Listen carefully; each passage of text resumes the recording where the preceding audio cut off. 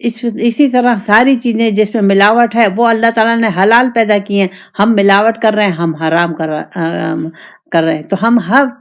بالکل حرام کھانے پہ آئے ہیں۔ اسی لیے تو ہمیں احساس نہیں ہے ایک دوسرے کا، اسی لیے تو ہم قرآن و سنت کو سمجھ نہیں رہے، اور ہم اللہ کو جانتے نہیں ہیں، اللہ کو پہچان نہیں سک رہے، قرآن کے نزدیک نہیں آ رہے، اور رسول پاک صلی اللہ علیہ وسلم کا اسوہ حسنہ نہیں لے سک رہے۔ اس وجہ یہی ہے کیونکہ ہمارے پیٹوں میں حرام جا رہا ہے،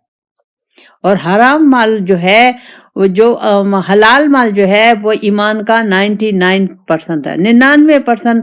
اگر آپ کا مال حلال ہے تو آپ سیدھے جنت میں جائیں گے۔ 5 وقت کی آپ کی نماز بھی کافی ہے، جو فرض ہے وہ نفلوں کی ضرورت نہیں ہے، زیادہ حج عمروں کی ضرورت نہیں ہے، زیادہ خیر خیرات کی ضرورت نہیں ہے، صرف آپ نے حلال مال کھایا نا تو آپ جنت میں جائیں گے۔ لیکن اگر دیکھا جائے تو ہر ایک اپنے اپنے اس کو دیکھے کہ ہم کہیں نہ کہیں حرام کر رہے ہیں۔ اب یہ اللہ تعالیٰ نے کیوں کہا؟ اللہ نے اس لیے کہا کہ رزق دینا تو میرا کام ہے، میں تو تمہیں بھوکا نہیں ماروں گا، بھوک سے تمہاری موت نہیں آئے گی، میں ایسا نہیں کروں گا کہ میں تمہارا کھانا پینا سب کچھ رزق بند کر دوں اور تم بھوکے مر جاؤ، نہیں، میں نے